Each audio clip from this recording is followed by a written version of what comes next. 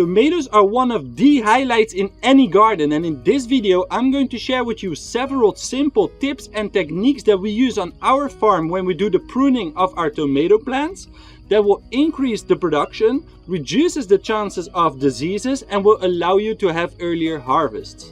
Hey and welcome, my name is Moreno from theDutchFarmer.com, and on this channel I share my experiences with farming, showing you both the production side and the business side of running a small farm, as well as tips, tutorials, techniques and a lot more. So if this is your first time here, consider subscribing.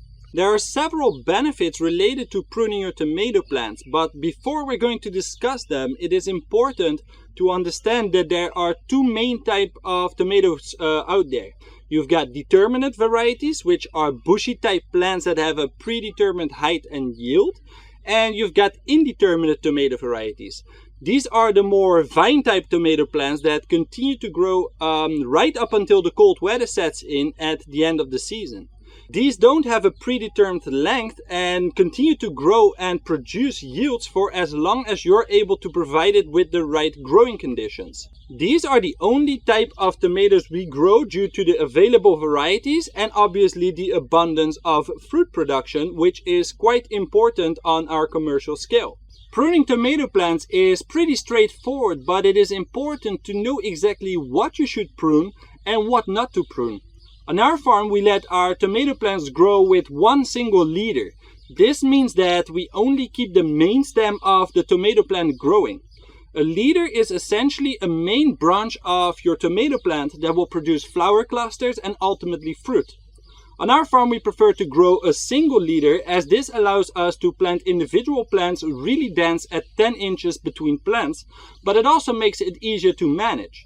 There are people and farmers out there that grow tomato plants with 2 leaders and even multiple leaders. That is possible by allowing suckers to grow into additional main stems. A sucker is essentially a side shoot that appears on the main stem in the junction between the stem and a branch. If left alone, these suckers will become a new main stem on which additional flower clusters, leaves and ultimately more suckers will appear. As you can imagine, this can very quickly turn into a mess if you don't undertake any action.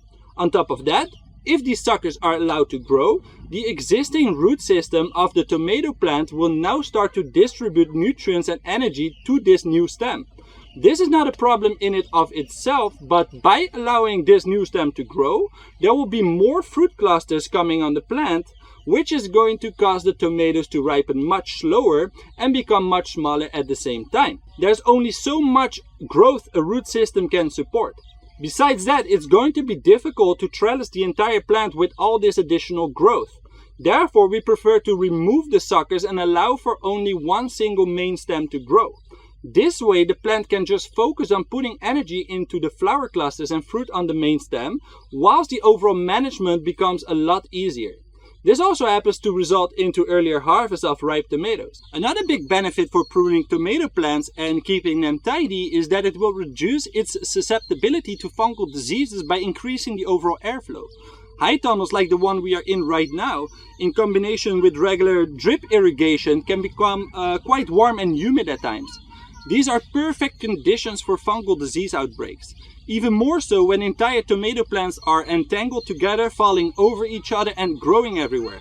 That's why it is important to keep them well pruned and maintained. Besides the suckers that we prune, we also prune certain leaf stems. These tomato plants have been transplanted here about a month ago and haven't been pruned at all yet.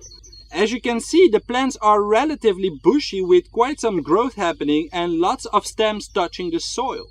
This is a great opportunity for soil-borne diseases to infect leaves of the tomato plant.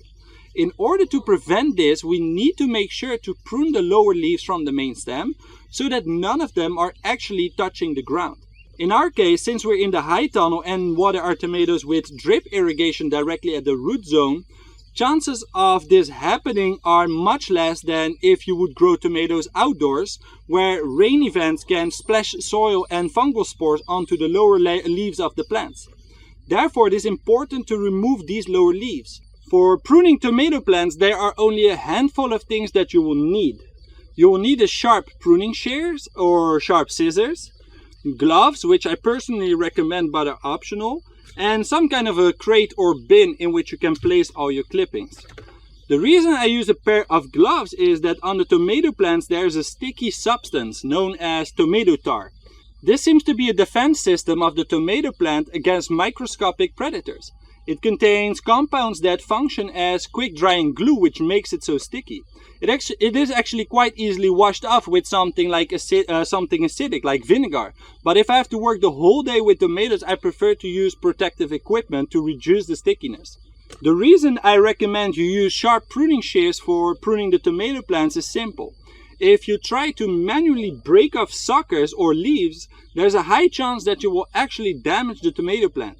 You can accidentally rip off a little bit of skin of the main stem, or you can bruise or even break something you didn't want to break by using your hands.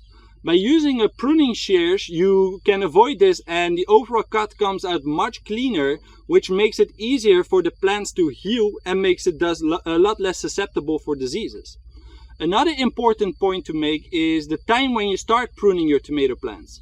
Realize that when you are going to cut your plants, you're essentially creating wounds. It is therefore best to do this on a bright and sunny day when temperatures are pleasant.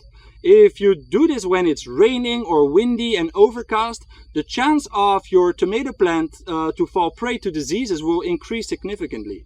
Now, enough talk, let me show you the process from planting the tomatoes to pruning them and training them onto the trellis system. We grow our tomatoes at a 10-inch distance. The reason we're able to plant them this densely is largely because of the deep no-dig style beds we have, as well as the pruning approach we take. After we've transplanted the crop, we let the tomato plants settle and let them grow for about a month before we start pruning them and training them onto the trellis system. If the tomato plant starts to develop flower clusters, we personally prefer to prune this initial cluster off. This way the plant will focus more on developing a strong root system that in time is better equipped to sustain the heavy production. The plants you see here have been growing in this protected environment of our high tunnel for about a month now, and as you can see, it is time to give them a little haircut. I start by removing all the lower leaves that touch the ground and the suckers that are coming from the base of the stem. From there I work my way from the bottom of the plant towards the top, making sure I remove all suckers.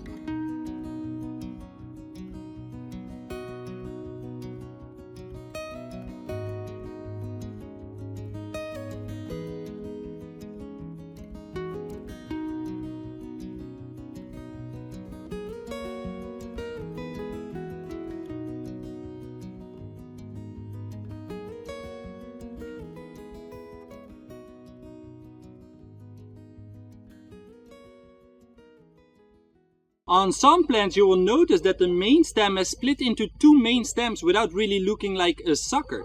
This can cause a little bit of confusion and it's not very clear which stem you should cut. In this case I simply look at which is the more vigorous of the two and cut the smaller one. If they are of similar size, I cut one of them without paying much attention to it. One thing I didn't say yet is that the suckers that you remove can actually be turned into complete new plants. You only have to take the suckers from the plant, place them into a glass with water, keep them out of the sunlight, and they will start to sprout new roots within a couple of weeks. This way you can increase the amount of tomato plants you have if that is something that you want. Once the haircut is over, I place the clippings in the crate so that the entire area stays clean and the removed plant growth will not become a host for potential fungal diseases. Then it's time to start training them onto the trellis. The trellis system we use is really standard, cheap and simple. We've attached a metal wire on both ends of the high tunnel. From that we suspended a UV treated polypropylene wire on which the tomato plant will grow. Although this wire is pretty thin, it is extremely strong and is able to hold easily the weight of a fully grown tomato plant with all of its tomatoes on it. I start by grabbing the wire and move it around the main stem of the tomato plant in a clockwise manner. I then gently pull the wire down whilst pulling the tomato plant up. This causes the tomato plant to stand straight. This is how we train the plants onto the wire. The only thing we now do is that as the tomato plants grow taller, we simply keep moving the new growth around the wire. Doing it this way, there's no need for any clips to hold the plant in place. Once the tomato plant is trained onto the wire, it becomes just a matter of keeping an eye out on the new growth while staying on top of the pruning. And that's really important, to stay on top of it, because once the tomato plant starts to take off, suckers grow extremely fast. Within a couple of weeks from today, we're going to be here pruning the suckers every 3 or 4 days. Another thing we do is that once the first tomato fruits start to develop, we take off all growth below this fruit cluster to increase airflow and improve sunlight throughout the entire tunnel. We continue to follow these practices all the way to the top. At the end, all we're going to be left with is a long stem with a couple of fruit clusters and leaves.